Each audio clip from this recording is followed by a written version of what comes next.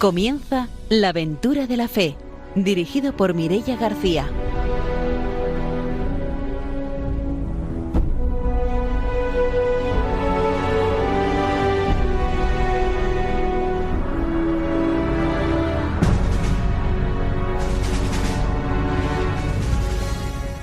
Muy buenas noches, estamos en Radio María en un nuevo programa de La Aventura de la Fe, como siempre aquí ya preparados para ofrecerles una nueva aventura misionera y como siempre hacemos vamos a empezar saludando a nuestros colaboradores. Está con nosotros el padre don Francisco Ferrer, delegado de Misiones de Valencia. Buenas noches. Muy buenas noches a todos. También está con nosotros Ramiro Faulí. Buenas noches. Hola, buenas noches. Hoy nos vamos a dar un saludo hacia Alicante. Elena Baeza, de la parroquia San Pedro en Alicante. Es la animadora misionera de aquella parroquia. Entonces, bueno, que haga también propaganda y que todo el mundo sepa que La Aventura de la Fe es un programa misionero y sobre todo la gente de las parroquias que lo escucha con tanto entusiasmo. Pues hoy nuestros saludos de La Aventura de la Fe se van hasta Alicante y vamos a saludar ya también a nuestro invitado de hoy, que es Francisco Márquez. Buenas noches, bienvenido. Muy buenas noches, muchas gracias. Pues Francisco, después de la formación y de las noticias, nos contará su testimonio misionero, que ya lo veremos después, ha estado en muchos países. Después tendremos la oportunidad de conocer ese testimonio. Saludamos también a nuestros técnicos, a Ramón Herreros y a Fernando Latorre, y nos vamos ya a empezar nuestro programa con nuestra formación misionera.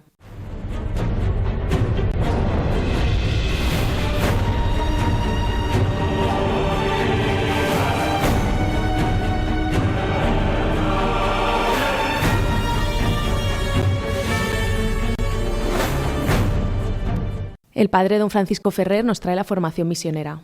Bueno, pues siguiendo donde lo dejamos, seguimos con el decreto ad gentes del Concilio Vaticano II, en el punto número 35. Es el capítulo 6 y habla de la cooperación. En su introducción nos dice lo siguiente, a ver si os suena con palabras recientes que hemos escuchado de nuestros papas. Puesto que toda la Iglesia es misionera y la obra de la evangelización es deber fundamental del pueblo de Dios, el Santo Concilio invita a todos a una profunda renovación interior a fin de que, teniendo viva conciencia de la propia responsabilidad en la difusión del Evangelio, acepten su cometido en la obra misional entre los gentiles. Fijaros, aquí ya en el Concilio Vaticano II nos recuerda este decreto la importancia de sentirnos pueblo de Dios. El Concilio Vaticano II lo destacó de muchas maneras, en muchos escritos, y nos recuerda también específicamente de cara también a la evangelización.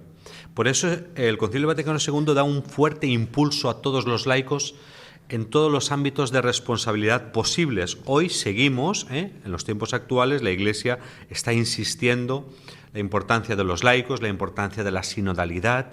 El Papa Francisco estos últimos años nos recordaba la importancia de unir la palabra discípulo y la palabra misionero, ser discípulos misioneros, pero como deber de todos, no solo como gente especializada para la misión, sino para todo bautizado.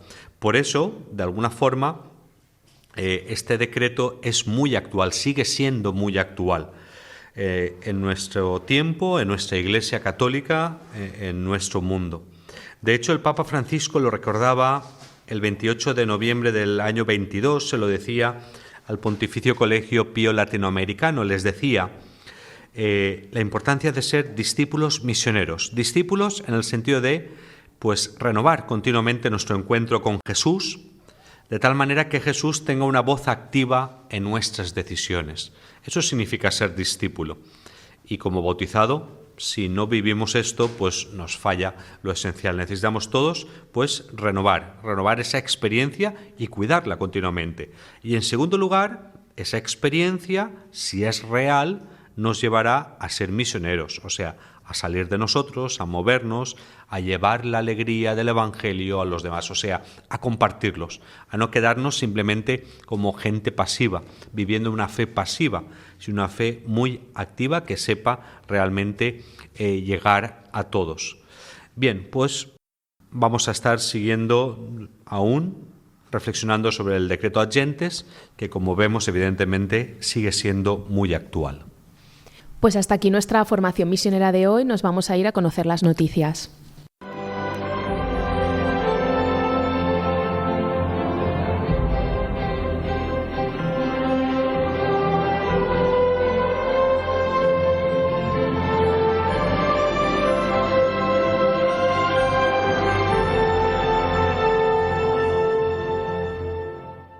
Ramiro Faulí nos trae las noticias misioneras. Bueno, dos noticias, una preocupante y otra, pues bueno, de gran aliciente de la labor de los salesianos.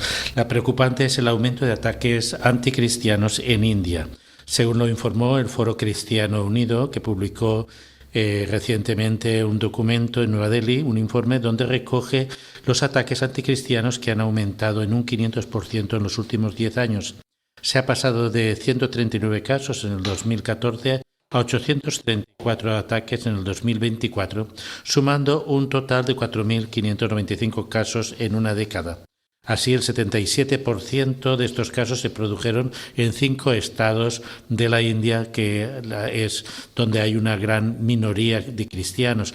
Apenas el 2,3% de los 1.400 millones de indios son cristianos. Por lo tanto, son una minoría que tiene que luchar en este país, sobre todo en algunos estados donde se ha implantado pues un cierto odio hacia el cristianismo, no solamente de la Iglesia Católica, sino también de otras iglesias cristianas.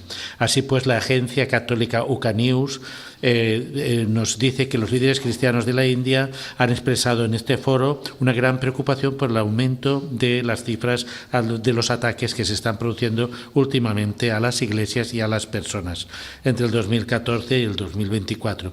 Estos ataques suelen ser violentos contra los cristianos y este incremento del 500% les está preocupando.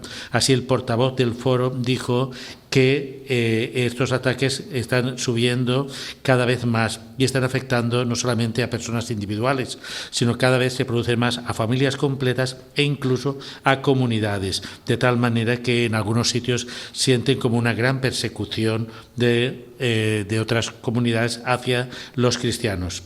Según el coordinador del programa del Foro de Cristianos Unidos, dice que en este año 2025, entre enero y septiembre, se han recibido noticias de más de 549 casos de personas que han sido masacradas, en algunos casos, en otras heridas, por disidentes y por contrarios a la fe cristiana.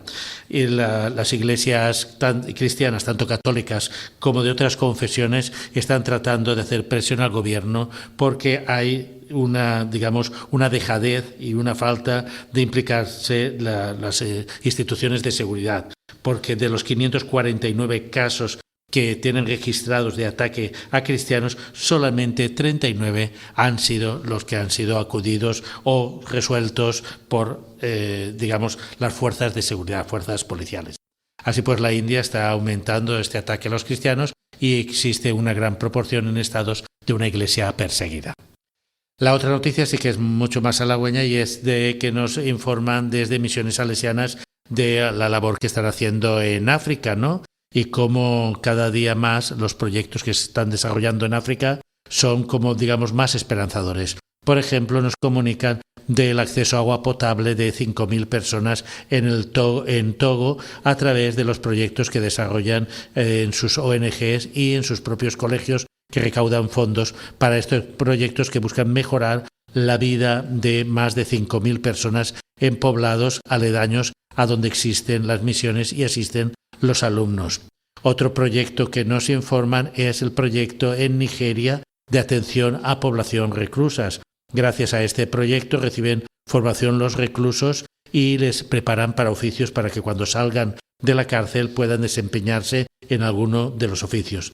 Y el otro que nos informan es en el Togo, que también han dado una respuesta a lo que es los desplazados por el conflicto que se está produciendo. Así pues, más de 5.000 personas han sido atendidas en el último año por los ataques que se están produciendo internos de esta pugna que se está produciendo en el Congo, atendiendo principalmente lo que es la atención alimentaria y la atención sanitaria y psicosocial de las personas desplazadas. Pues desde aquí, animamos a toda la gente que apoya estos proyectos y también a las comunidades salesianas que están allá mismo donde la gente lo necesita. Pues ahora que ya nos hemos puesto al día con las noticias misioneras, nos vamos con el testimonio de hoy.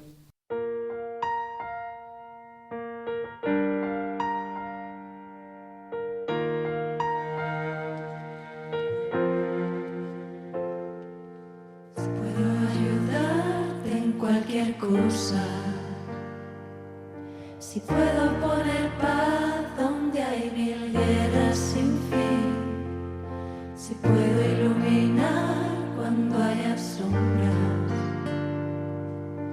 dime cómo hacerlo, Señor. Dime cómo hacerlo, Señor. Si necesitas que sea paciente, cuando la incertidumbre vuelve y me hace temblar, si quieres que confíe plenamente, dime cómo hacerlo, Señor. Dime cómo hacerlo, Señor.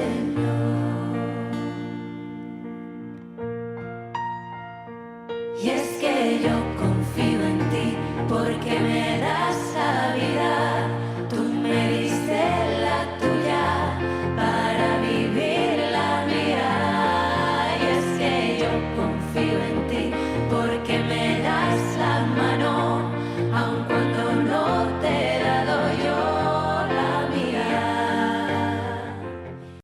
Esta noche, aquí en La Aventura de la Fe, vamos a entrevistar a Francisco Márquez, que ha vivido experiencias misioneras en Bosnia, en Honduras, en la India y en Perú. Buenas noches de nuevo. Muy buenas noches. Bueno, hemos dicho un montón ya de países donde has vivido experiencias misioneras, pero vamos a empezar por el principio. ¿Cómo empieza esa vocación misionera?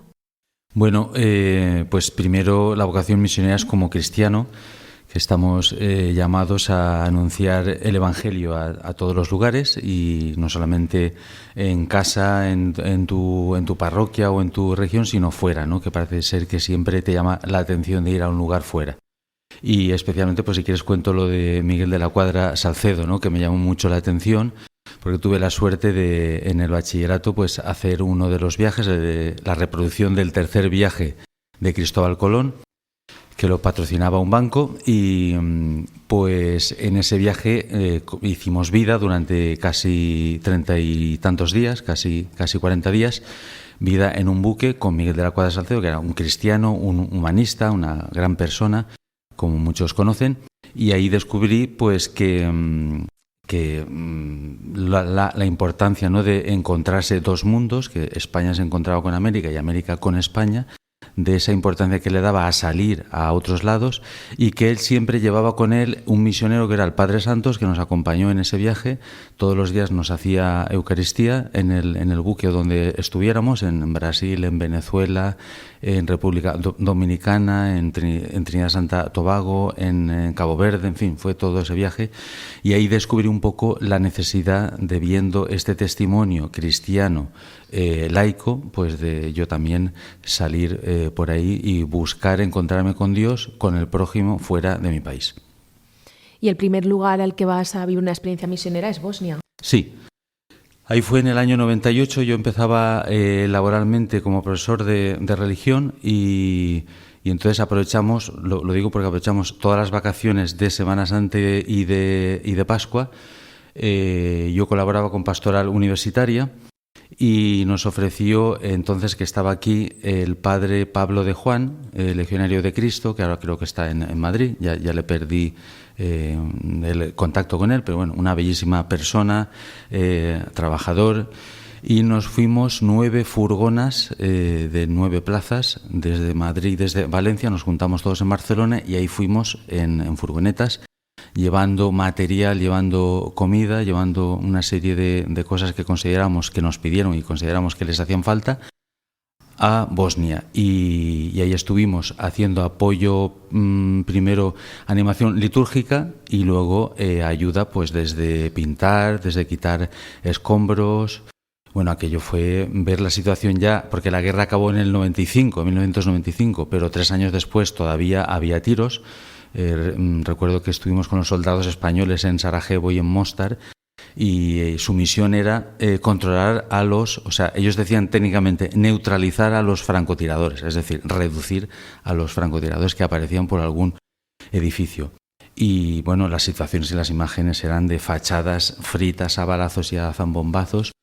Y sin embargo, siempre, ya creo que saldrá en todos los países donde está y donde está cualquier misionero, cualquier voluntario, siempre, a pesar de las dificultades y de las desgracias que hay, encuentras la generosidad de la gente, el derroche de amor y de cariño que te dan los cristianos y toda la gente con la que te encuentras. Quería preguntarte, porque claro, normalmente de testimonio de Bosnia, pues no tenemos incluso toda la situación de los cristianos en estos países que tuvieron toda esta reestructuración, todo este conflicto, y también, bueno, países donde, digamos, la cristiandad estaba pues bastante apartada, ¿no? Y estaba en algunos casos perseguidas. ¿Cómo estaba la iglesia allí en Bosnia? Sí. Pues bueno, allí había, efectivamente, hay musulmanes, hay cristianos, menos, ¿no? Pero había algunas iglesias que habían quedado destruidas y había algunas que no, y había bastante práctica religiosa, ¿eh? Yo me quedé sorprendido, yo me fui con mi guitarra y todas las Eucaristías, toda la Semana Santa, recuerdo que iban en las poblaciones donde estuvimos primero, la primera que estuvimos fue en Dubrovnik, que allí, no sé si recordáis, fue una de las primeras ciudades que asediaron, estuvieron 6 meses bombardeando, y ahí hubieron el primer día, creo que fue histórico, varios miles de muertos, ¿no? Y luego en un pueblo más pequeñito, que no recuerdo ahora el nombre, pues ahí había muchísima gente, que iban a las Eucaristías y a las celebraciones, sí. Esa idea que tenemos de religiosidad de los países del este, muy marcada, digamos, por los hombres, obedece, porque a mí la sensación que tengo en los países del este, los hombres son más religiosos que las mujeres. Pues mira, te digo una cosa, yo veía a las familias enteras. ¿Enteras? Sí, a las familias enteras. Y además que tuvimos la suerte de que nos acogían, íbamos por familias, cuando eran los pueblecitos donde íbamos a ayudar. Cada 2 o 3 días estábamos en una familia diferente, y recuerdo perfectamente que a la celebración que correspondiera, Jueves Santo, Viernes Santo, Pascua, venía toda la familia, ancianos, con los padres y con los hijos. Sí, todos. Aparte de la Iglesia Católica, ¿había otras iglesias? Sí, bueno, yo recuerdo que me enseñaron de los musulmanes, y ya no recuerdo si ortodoxos. También, sí. También, pero bueno, nosotros fuimos más a los católicos. Claro, sí. Pero sí que había mucha devoción en todos los sentidos. Y después de Bosnia, vives una siguiente experiencia misionera en Honduras. Honduras, sí, eso fue en el año 2006. También fue por medio de Pastoral Universitaria. Fuimos, ahí sí que iba yo como uno de los coorganizadores, ¿no? Con el que era responsable de Pastoral y un servidor.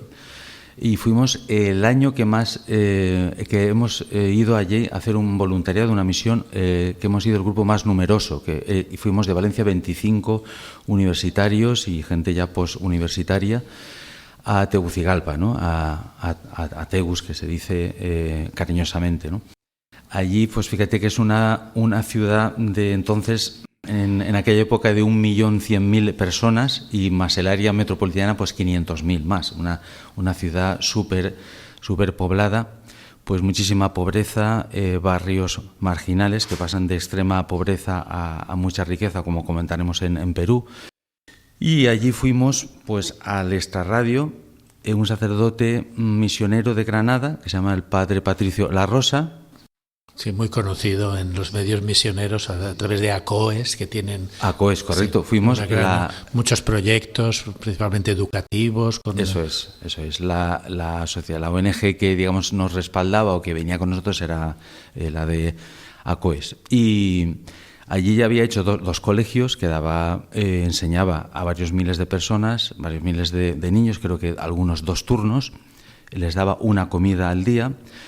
Allí pues estamos hablando de familias totalmente desestructuradas, que vivían en chabolas, que improvisaban y que montaban de cualquier manera, exactamente igual que en Perú, que en Lima, como veremos, pero yo creo que de pobreza más radical aún. Y entonces la gente estaba súper agradecida. Y luego tenía un proyecto muy interesante que se llama Populorum Progressio, donde se forma preuniversitarios, y esto es como un formato piramidal. Ellos forman a los futuros preuniversitarios y se van autoformando, ¿no? Porque él era una cosa que nos decía que no solamente hay que dar el pez, ¿no?, sino que enseñar a pescar, ¿no?, la famosa frase que se dice siempre. Entonces les daba comida, les enseñaba, y luego que ellos se vayan autoformando. Y fue una experiencia muy interesante. Y luego la segunda parte de la misión, porque eso era la ciudad, y fuimos a la zona rural, a la zona de Copán Ruinas. Allí era totalmente distinto, ahí te metías, había que hacer trayectos que no se podía meter ningún vehículo, íbamos pues o en caballo o en bicicleta o andando, y eran comunidades rurales que no tenían enseñanza, y sí que había que enseñarles todo, ¿no? Y vuelvo a repetir, como he dicho antes, gente súper desprendida, generosa, te daban lo que no tenían, lo compartían todo, y bueno, unas experiencias muy enriquecedoras. En el caso de Honduras, y está el padre Patricio, a nivel educativo, tú notabas que la labor que hacían, porque yo creo que tengo entendido que tienen unas casas en el campo, y después cuando algunos chavales quieren ir a la universidad, tienen en la ciudad y ellos mismos se ayudan, ¿no? Sí, yo creo que esto es, si no es lo de Populorum Progressio, pero es sí, el formato ese. Sí, exacto. Ellos, sobre todo en las zonas rurales, como les pilla tan lejos, pues tienen una especie de residencia o de casas que pueden estar viviendo o formándose ahí. Sí. Y en el periodo que estuvisteis vosotros, ¿ayudabais en la parte académica? ¿Ayudabais en la parte psicosocial? Ahí hicimos yo participé de tres proyectos que se nos ofrecían, y yo quise pasar por todos, ¿no? El primero es el educativo, porque iban varios maestros y profesores dando clases de refuerzo en los colegios. ¿Los colegios públicos? Son los colegios que ha fundado él. Colegios que ha fundado. Hecho él, sí, que son inmensos, ya te digo, varios miles de alumnos. Después fui también, como había varias médicas y enfermeras, improvisamos como un ambulatorio, como un dispensario médico ambulatorio, que íbamos por las diferentes zonas, y bueno, eso era impresionante porque eran las colas, cientos de personas al día que los atendíamos, les dábamos una atención primaria rápida, express, pues viéndoles desde la boca, los ojos, cualquier cosa, ¿no? Porque allí ir al médico pues supone casi una odisea, ir al centro de Tegucigalpa, y eso para ellos es imposible, ¿no? Hicimos ese servicio. Y el tercero, como he dicho antes que soy músico también, eso sí que nos lo encargaron, porque son personas muy artísticas, muy creativas. Preparamos un taller de música y de mimo, y entonces pues nada, por la tarde íbamos con las guitarras, otro músico y yo, y enseñamos ese taller de guitarra, de forma que al final las guitarras que llevamos las regalamos a dos niños que tenían que aprendieron muy bien y que seguro que las utilizaron bien, porque tenía pinta de que podían ser buenos músicos, vaya. ¿Cómo impacta en los universitarios este cambio de cultura, ir a zonas tan necesitadas, donde hay tanta necesidad de voluntariado? ¿Cómo impacta esto? Pues mira, eso fue muy bonito, porque los que somos creyentes, pues está claro que te vas a encontrar con Jesucristo, con Dios en el prójimo, ¿no? Lo que decía Madre Teresa de Calcuta, que creo que era uno de los lemas de las hijas de la caridad, Mateo 25:40.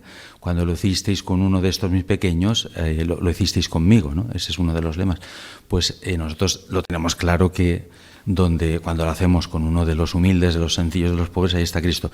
Pero en ese grupo de 25 universitarios venía gente no creyente y atea y crítica con la Iglesia, que por medio del delegado de pastoral universitaria o del responsable, pues porque les daba clases en magisterio, vinieron con una mentalidad abierta y receptiva, y se fueron pues convertidos y dando gracias al nuevo Dios que habían acogido en su corazón, viendo todo lo que hacía una persona allí y todo lo que recibían de gente cristiana que era totalmente pobre. Entonces hay esas dos experiencias de cristianos que sabíamos, gracias a Dios, lo que nos íbamos a encontrar y que siempre nos vamos con un corazón ensanchado de lo poquito que quedamos allí, y gente totalmente atea que se convirtió con Dios y que vio a Dios, a Cristo mismo en el pobre, ¿no? Y después de esa experiencia en Honduras, fuiste a la India. Sí, en la India en el 2017 pues también fue impresionante. La India estamos hablando ya, creo que ya era casi el país más grande, China, 1.300.000 millones de habitantes, y la India ya, si no era más, pero casi más. Ahora sí que es el país más poblado de todo el mundo, casi 1.400 millones de habitantes prácticamente, ¿no? Y en aquella época estaban a la par. Yo cuando di alguna charlita en mi parroquia y en algún colegio sobre la India, después cuando volví, empezaba diciendo, definición de caos. Y explicaba lo que... Pues la India es eso, es un caos, con todo el respeto, lo digo con mucho cariño para bien luego, ¿no? Eso es un caos de gente, de marabuntas, de personas, por todos los lados, ¿no?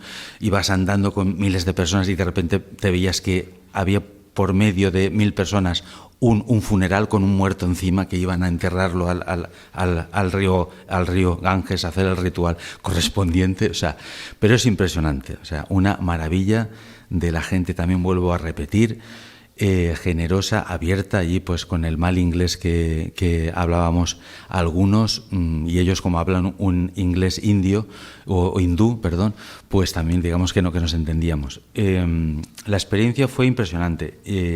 Yo quiero volver a Calcuta. Siempre que vamos a un país, está claro que vas a hacer una misión, pero de paso ves un poco el país, ¿no? Entonces nosotros fuimos en tren viendo el norte del país, Agra, Jaipur, el Taj Mahal, y luego ya los últimos 20 días o 15 días en Calcuta, que ese fue el voluntariado o la misión con las hijas de la caridad. Impresionante cómo lo tienen montado, cómo te acogen. Por la mañana pues teníamos la misa a las 6 de la mañana para quien quería, y ahí ya te ibas o al hogar de los ancianos, o a las de las mujeres, o a las de los niños. Al de lepra estaba, pero no nos dejaban ir, no por nada, sino porque es para una temporada muy, muy larga, porque prácticamente la lepra ya no se contagia, ¿no?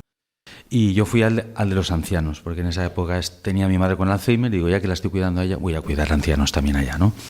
Y la experiencia fue impresionante, de muchísima gente, creyente y no creyente, y allí tuve yo un encuentro con Jesucristo impresionante, ¿no? Sobre todo una experiencia que tuve con un pobre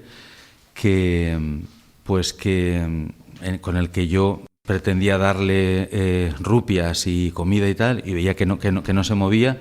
Y cuando me acerqué a él y le dije como una oración, y digo que Dios te quiere, que te bendiga Dios, parece como si se sobresaltara, ¿no? Y digo, mira, con esta oración sí que se ha movido este pobre, ¿no? Y con el dinero que yo le había dado, no. Entonces, pues nada, las obras que están haciendo allí las hijas de la caridad es impresionante, y los miles de voluntarios y de misioneros que van, pues también. No sé si me preguntabas eso. Sí, y tu experiencia con la pobreza, has hablado de la pobreza, ¿es tan cruda como vemos en las películas, la pobreza en Calcuta? Sí. De gente que se muere en las calles, gente que...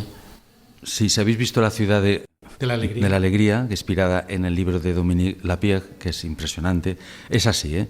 O sea, allí gran parte de la población tiene lo que puede abarcar con su cuerpo. Por ejemplo, los que llevan un tuk-tuk o un rickshaw duermen bajo la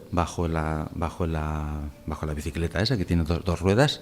Yo los veía por la calle durmiendo bajo su rickshaw, porque solo tienen eso. Entonces tienen que cuidarlo, tienen que vigilar que no se lo robe nadie, porque o es suyo o no es suyo, y lo tienen alquilado o subarrendado. Tienen una bolsa con sus bienes, o sea, lo tienen alrededor. Entonces, la pobreza sí que es así.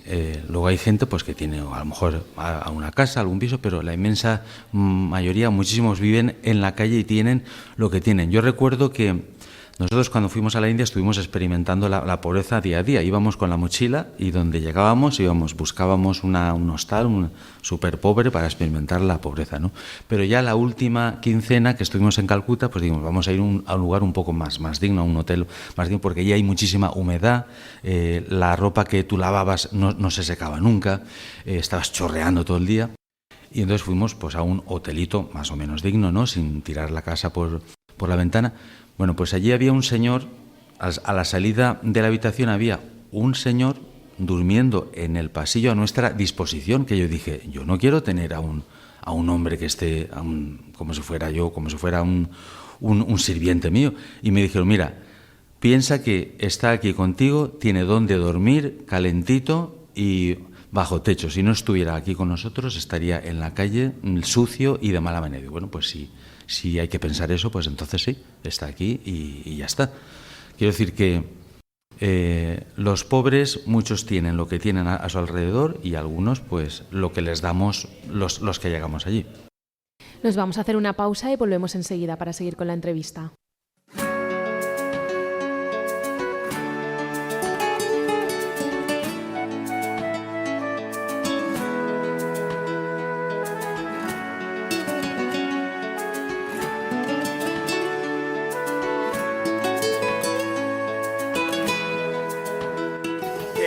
Tapen los ojos, ojo con la corrupción y la incomprensión, la indiferencia y la delincuencia, que con frecuencia amigo uno se encuentra en esta nación. Ponele mucha atención a esta canción de corazón, es más lo bueno que aquí tenemos, más los que queremos, creemos en esta tierra, es una bendición. Mira Honduras con otros ojos, que esta es tu tierra. Descubrí que al mirarla con otros ojos vas a merecerla. Mira Honduras con otros ojos, tienes que quererla. Descubrí que al mirarla con otros ojos vas a merecerla. La la la la la la la la la la la la la la la. Que no te tapen los ojos, la deforestación y contaminación, la pobreza, injusticia y bajeza, que con frecuencia amigo uno se encuentra en esta nación. Ponele mucha atención a esta canción de corazón, es más la riqueza, grandeza, nobleza y más la belleza que hay en esta tierra, que es una bendición. Estamos en la aventura de la fe aquí en Radio María y esta noche estamos conociendo el testimonio misionero de Francisco Márquez. Antes de la pausa ya nos ha estado contando su experiencia misionera en Bosnia, en Honduras, en la India y ahora nos falta por conocer esa última experiencia misionera que fue en Perú. Sí, en Perú, en Lima, este verano. Ahí tenía muchas ganas de ir porque ya pensaba acudir en la pandemia, en el 2020, y nos pilló la pandemia y lo paralicé porque conozco al misionero que está allí, al padre Vicent Font, que es de Gata de Gorgos, al lado de Javia, un lugar muy bonito que está allí muchos años. Y hoy, precisamente dando él su testimonio de misionero de hace muchísimos años, pues fue como yo me animé, digo, tengo que ir a Perú tarde o temprano, ¿no? Y efectivamente, gracias a Dios, lo he conseguido. Como os decía, en la pandemia se paralizó y ya pues pasaron unos cuantos años y cuando me he podido organizar, fuimos este verano con mi sobrino, que tiene 25 años, que no había podido hacer nunca ninguna misión así y le apetecía un montón y vino y lo pude compartir con él. Cuando llegamos allí había 2 o 3 o 4 alemanas que habían estado todo un curso. Tuvieron una experiencia impresionante, todo un año allí, dejaron lo que estaban haciendo para hacer el voluntariado allí, un proyecto bastante largo, ¿no? Dejaron muchos carteles hechos en inglés, normas, ¿no? Y quiero decir que lo digo para que se vea, ¿no? Que también va gente que apuesta pues por un curso entero. Bueno, entonces en Lima, pues este misionero ha hecho un colegio. Es importante lo de los colegios, ¿no? Lo he dicho antes en Tegucigalpa, pero creo que lo sabemos todos. En una zona de máxima pobreza, tú haces un colegio, haces una institución educativa y eso genera, no voy a decir que genere riqueza porque no hay ricos, pero genera progreso, genera que se promocione la gente, ¿no? Entonces haces un colegio, la gente ya se va estructurando en torno a esa institución, las casitas se van dignificando, el ayuntamiento de turno te tiene en cuenta por el volumen de gente que hay allí, por presiones o por peticiones, en este caso del sacerdote de Vicent Font, empiezan a enviar luz, a poner postes con luz, empiezan a canalizar agua. Quiero decir, que se va mejorando todo, una institución. En este caso la educativa, puede ser una residencia para ancianos, puede ser, pero en este caso la educativa es muy importante. Donde hay educación, hay progreso y hay promoción. En este caso, repito, lo digo por primera vez, el colegio tiene 1000 alumnos que les da una comida al día, y ahora ha conseguido que el ayuntamiento creo que les da como un picnic, ¿no?, para cuando se van, y aparte tiene 50 profesores, pues que les da su sustento, todos cristianos comprometidos y súper ilusionados. A mí me llamó mucho la atención porque cuando doy las salitas estas explicando esta experiencia en colegios, yo les pregunto a los niños, ¿vosotros tenéis ganas de ir al colegio? Y la mayoría dice, no sé qué. Bueno, pues allí las clases empiezan a las 7:30. Pues a las 7:10 ya están en cola los niños para entrar al colegio. Van con una ilusión, con unas ganas, porque se sienten queridos, se sienten que les dan algo. En fin, van con mucha fuerza y con muchas ganas al colegio donde reciben pues una comida, donde reciben atención y educación. Y no sé. Y en este tiempo que has estado allí, ¿tú qué hacías? Tú y tu sobrino, ¿no? Sí, pues allí hemos hecho también 2 tipos de voluntariado. No quería, como estoy relacionado con la enseñanza, le dije al padre, Vicent, si puede ser que no sea solo enseñanza, hacemos otra cosa que necesitéis. Y efectivamente me dijo, sí, no te preocupes, que faena hay para parar un tren. El intendente que hay allí, que es un poco el que repara todo, pues los grifos, las grietas, no sé qué, cambiar las luces, nos dijo, le ayudáis a él, ¿no? Los primeros 10 días o la primera semana, el tiempo que vosotros queráis. Entonces estuvimos con el intendente. Había zonas del colegio que estaban a la intemperie aún, que había que poner unos techos, unas planchas encima, tan sencillo como eso, que aquí lo tenemos. Pues allí todavía había las auxiliares, las profesoras auxiliares que están fuera, a lo mejor corrigiendo los cuadernos o vigilando a los niños cuando van al baño. Allí estaban todavía al aire libre, de manera que si llueve o da sol, pues se mojan o se fríen con el sol. Y estuvimos poniendo chapas, tirando chapas por encima, taladrándolas y poniendo un tornillo de 20 o 30 centímetros y tapando esas zonas que todavía estaban al aire, cosa que nos han agradecido, esa cosa tan sencilla nos han agradecido enormemente. Y la segunda parte de voluntariado, pues como estamos con la enseñanza y somos músicos, mi sobrino es músico percusionista, pues él se fue con los de secundaria a hacer una especie de taller de música, yo con los de primaria, porque me hago un niño, yo soy más niño, más infantil, entonces juego con ellos y me fui haciendo, pues compartiendo. Yo les enseño, pero yo también aprendo de ellos. Me enseñaron pues cosas, canciones de ellos. Ahí es interesante porque, por ejemplo, en cada etapa, en la etapa de los más pequeños, como instrumento común tienen el metalófono.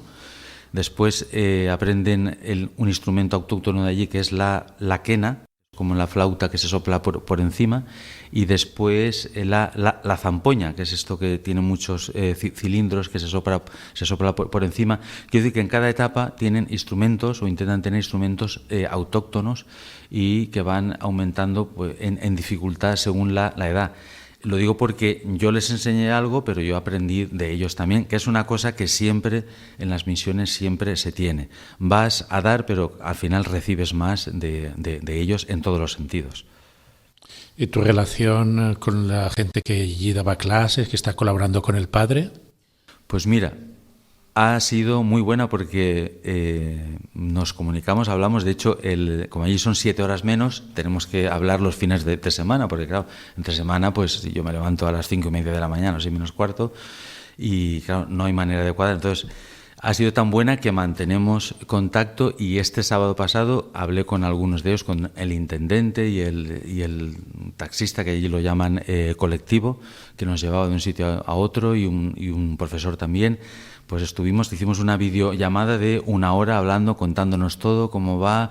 Muchas gracias por las chapas, porque ya ha habido la primera lluvia torrencial y gracias a vosotros no nos hemos mojado. ¿Cómo estáis por ahí? En fin, hay muy buena relación. De hecho, es la primera vez, lo tengo clarísimo, que voy a repetir, y este verano, este mes de agosto, vuelvo allí, si Dios quiere. Ya se lo he dicho a Vicent, digo, si Dios quiere, puedo ir, y me contestó él, yo no sé si Dios querrá, yo me imagino que sí, pero yo desde luego sí, cuando queráis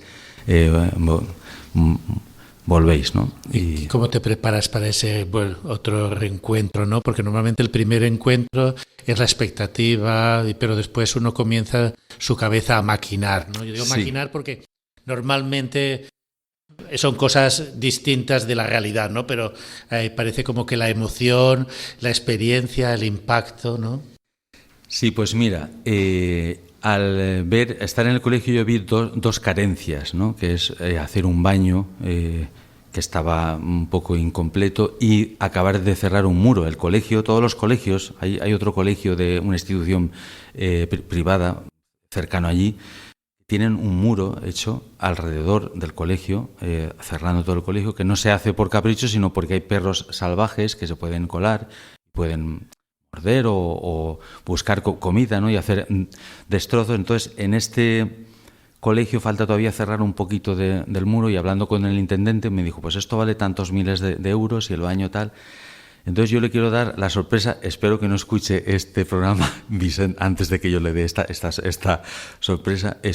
Todas las telitas que he dado, que he ido por las parroquias y colegios, he ido recogiendo el dinero que yo creo que voy a llegar a los 6 o 7 mil euros perfectamente, para acabar de cerrar este muro y hacer el baño, ¿no? Yo voy con la misión esa y espero que en Navidades, mi regalo de Navidad sea ese, ¿no? Que le llame a Vicent para hacer eso.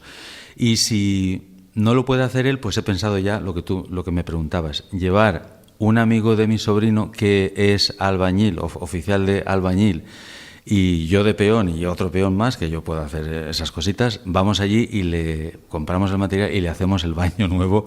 Ese podría ser un proyecto para hacer en 15 días, está hecho eso, vaya. Muy bien, y en toda esta trayectoria que has tenido, tantas experiencias diferentes, ¿qué podrías destacar un poco de cada una de ellas? Muy sencillo. O sea, ¿qué es lo que se te ha quedado en la mente fundamentalmente de cada una de ellas? Sí, pues a ver, vamos a ir cronológicamente. De Bosnia, que parecía que no hubiera habido una guerra tan larga del 92 al 95, de 3-4 años. Parece que no hubiera pasado esa guerra por ellos, que destrozó todo. Gente cristiana, religiosa y amable, que parece que no hubiera pasado nada. Eso de Bosnia y Herzegovina. De Honduras, pues ahí fue donde vi la primera vez que recibes mucho más de lo que das. Yo recuerdo que me despedía el último día que les dimos unas chocolatinas, y venía un niño y le dimos dos chocolatinas. Esta para tu hermano, que no está. Y se volvió y me dio la otra chocolatina. Me dijo, pero si no es para mí, si es para tu hermano. O sea, lo poquito que les das extra lo comparten contigo. Y ahí viví en carne y hueso que el pobre, el que necesita, da hasta lo que no tiene, ¿no? Da todo lo que tiene. En la India, la grandísima misión que están haciendo una institución relativamente joven, que es la de las Hijas de la Caridad, ¿no? Creada en el 50 y tantos, que tiene ya miles de casas en todo el mundo, en Sudamérica, en allá, y vi cómo el lema, ¿no?, que ellas tienen, que es: no quieren que donde vayan las vean de fuera, sino que lo primero que quieren es que tener la nacionalidad y que se sientan como ciudadanas de ese sitio, ¿no? Entonces, la gran obra misionera de las Hijas de la Caridad.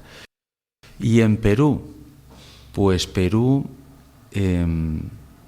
no sé, he visto que la gente es muy agradecida y que busca enseguida compartir contigo lo poquito que tú has dado allí también. Y en todos estos has conocido misioneros y misioneras que están ahí, y por lo que tú cuentas, muy diferentes también entre ellos, tanto un sacerdote diocesano, religiosos. ¿Qué destacas un poco de estos misioneros? ¿Qué podrías destacar de ellos, que los has conocido? Sí, bueno, a ver, el que nos llevó a Bosnia, si quieres que lo repase todo, el padre Pablo de Juan, pues bueno, que tenía una fuerza y una garra para atraer a todos los jóvenes y darnos un impulso y un espíritu de ir allá, ¿no? De ir tantísima gente, ¿no?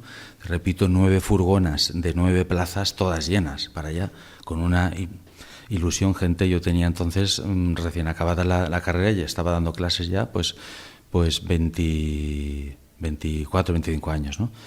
Después el padre Patricio, lo que he visto en él, a ver, lo que me preguntabas era sí. También un poco lo que has descubierto en los misioneros, ¿qué destacarías de sí, ellos? exacto, sí. Pues por ejemplo, lo que yo he ensalzado en el Papa actual, ¿no? El Papa actual, que ha estado 40 años en Perú, precisamente, pues lo primero que vi como digno de alabar en el padre Patricio es que está, pues, prácticamente toda su vida, toda su juventud y toda su madurez allá, que está ya 30 y tantos años, ¿no?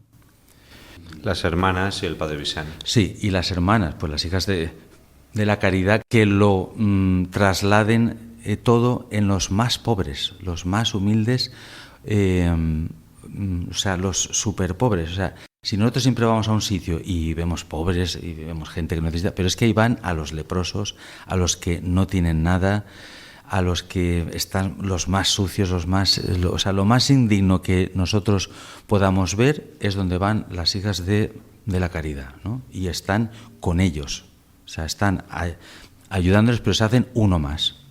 Eso es una cosa que me ha sorprendido más. Y el padre Vicent, pues una cosa que me sorprendió, que yo ya la entiendo porque quiero volver como loco, es que él, como seminarista, fue allí con un compañero suyo, y cuando fue dijo: yo quiero venir aquí de misionero, ya antes de ordenarse. Y en cuanto se ordenó, le dijo al señor arzobispo: señor arzobispo, yo quiero ir allá de misionero. Y dice: espérate, estate unos años aquí como diocesano y enseguida te envío ya. Ahora entiendo, yo no sé qué encanto hay en Perú, que yo también estoy hipnotizado por ese encanto, y quiero repetir, cosa que no he hecho en ningún sitio. Yo te quiero preguntar, has dicho que tú das charlas, el testimonio un poco de la recepción cuando tú les hablas de la misión aquí en Valencia, a los distintos grupos. ¿Qué has percibido? Pues bueno, me preguntan cosas en los colegios, sobre todo los más pequeños, ¿no? Pues por ejemplo, en Perú, cuando hablaba de Perú y hablaba de, pues que por ejemplo España tiene 500 y pico mil kilómetros cuadrados y casi 50 millones de habitantes, y Perú tiene 1.200.000 kilómetros cuadrados, es decir, casi 3 veces más, y 34 millones de habitantes, bastante menos. Ellos decían: ¿y cómo tiene menos? Digo, pues porque tiene mucha selva, ¿no? Y esa gran parte de la selva está despoblada. Lo primero que me preguntaban, bueno, y yo decía: hay tribus allí, tribus que la próxima vez que vaya pues intentaré ir a la zona esa. Y lo primero que me preguntaban los chavales es: pero son caníbales. Y digo: no, quiero decir, allí no hay nada, ¿no? Bueno, la recepción de los escolares es con muchísima atención. A mí las charlitas que he dado en los diferentes colegios concertados y públicos es que se pasa los 45 minutos que tengo preparado con el PowerPoint, se pasan volando, con una cara de asombro. Y yo siempre pongo una norma: es que aquí podéis hablar todos cuando queráis, solo tenéis que levantar la mano y os doy paso. Pues no dejan de preguntar, de interesarse, y algunos, cuando se acaba la charlita, quieren: ¿cuándo puedo ir yo? ¿Cuándo se puede ir ahí? O sea que tienen ganas, sí. Si les hablas un poquito de todas estas cosas, el corazón suyo sale esa generosidad, esa espiritualidad que Dios nos ha dado y que se encierra en todo ser humano, ¿no? Y en los círculos no tanto educativos, sino más, digamos, más lúdicos, o más de amistad, o más de relación de músicos, ¿no? El mundo de la música es muy bohemio, ¿no? Sí. Yo lo conozco y bueno, siempre tienen unas perspectivas un poco también peculiares y distintas, ¿no? Sí, pues por ejemplo, en la India, cuando lo dije, sobre todo en mi familia o en los músicos, bueno, tú allí lo que quieres es estar allí con la gente rara, o lo primero que me dijeron: ¡buah! En la India, como te guste, vas a quedarte allí ya. O sea, hay gente que me conoce que me dijeron, tú como vayas ya no vuelves. Digo, no, en principio vas a tener una experiencia, ¿no? Luego, por ejemplo, otros, pues lo primero que te dicen, ten cuidado, por si te pegan, te roban o te atracan o te pegan un tiro. Nada. En Perú no ha habido absolutamente nada de peligro en ningún momento, en absoluto. En Tegucigalpa sí que había, en la zona había las luchas entre maras, correcto, y oíamos tiros, pero también nos dijo el padre Patricio, no tengáis miedo porque ellos saben quiénes sois, lo que hacéis aquí, y si no os metéis en medio de ese rifirrafe que haya, no os preocupéis que no os pasa. Y efectivamente nosotros oíamos a un disparito por ahí en el colegio donde estábamos, y bueno, no deja de darte un poco de miedo, pero también te da la tranquilidad de un hombre que está allí 25 años y que te dice que no temas, ¿no? Has dicho en varias ocasiones que a Perú tú repites. Sí. ¿Qué podrías decir, qué factores o qué has sentido o a qué atribuyes el hecho de que quieras hacer una repetición o quieras, digamos, prolongar esa experiencia, que no sea como un paréntesis, sino que sea una experiencia, aunque no estés allí, porque yo te veo que estás hablando y aunque no estés allí, pues te sientes vinculado, ¿no? Que es la experiencia de muchos que hacen experiencias de verano, que aunque regresan a España se sienten vinculados. ¿Cuál sería ese kit que a ti te vincula, digamos, con aquella misión? Bueno, no lo he dicho, pero se come muy bien. O sea, la comida es espectacular, excelentemente. Después de la española, sí, peruana. Sí. Se come muy bien. He comido muy bien. Lo que me atrae para volver es, pues, ver cómo actúo yo por segunda vez en un mismo sitio que ya he estado, cosa que yo tenía como norma, entre comillas, de no volver a repetir un voluntariado misión, y esta estoy deseando volver a ir, y porque quiero ver el baño ese acabado. No, y no sé, pues ver qué puedo aportar, porque como tú muy bien has dicho antes, la primera vez que vas a un sitio vas con la novedad, con la expectativa, y todo es por primera vez, todo olores, la gente, todo el proyecto, y la segunda vez pues quizás te lo tienes que preparar más y vas con un proyecto concreto para aplicarlo. Y porque además esta primera vez también nos obligaron a ir, vuelvo a decir entre comillas, lógicamente, ya que haces esa inversión de pagarte un viaje, pues el padre Vicente dijo, vais a ir al Machu Picchu en un fin de semana, os hablamos con la agencia que trabaja para nosotros aquí y tal, y pues os lo pagáis, ¿no? Pero vais a ir. Entonces estuvimos en el Machu Picchu, en el Pisac, en las ruinas de no sé qué, en fin. Se nos fueron 4 o 5 días. Bueno, invertimos 4 o 5 días. Ahora ya la segunda vez ya no voy a invertir esos 5 días en nada. Voy a estar todo el tiempo allí en el colegio o en lo que pueda hacer. Entonces, pues tengo que llevar muy bien pensado todo lo que voy a hacer, que ya estoy dándole vueltas. ¿Podrías decir, tal vez sin menoscabar a nadie, que los peruanos son más acogedores que otras experiencias que has tenido o no? Pues puede ser, como tú muy bien has dicho, sin despreciar a nadie, porque siempre lo he dicho, lo habéis oído en todos los sitios, que he encontrado generosidad y acogimiento, pero en Perú, yo no sé por qué, pues he encontrado algo especial, ¿no? La gente que te arropa, que te quiere, que te llama, mensajitos de cómo estás, cómo vais, dale recuerdos a tu sobrino, os esperamos, en fin. Sí, quizás sí, hay un plus. Pues llegamos ya al final de nuestro programa de hoy, de la Aventura de la Fe. Muchas gracias por haber estado esta noche con nosotros. Igualmente, muchas gracias. Despedimos a nuestro invitado, a nuestros colaboradores, y les recordamos que aquí en la Aventura de la Fe volveremos dentro de 15 días. Mientras tanto, pueden volver a escuchar este programa descargando el podcast o cualquiera de los que ya hemos emitido. Nos pueden encontrar también en las redes sociales y pueden contactar con nosotros en el correo electrónico laventuradelafe@radiomaria.es. Buenas noches.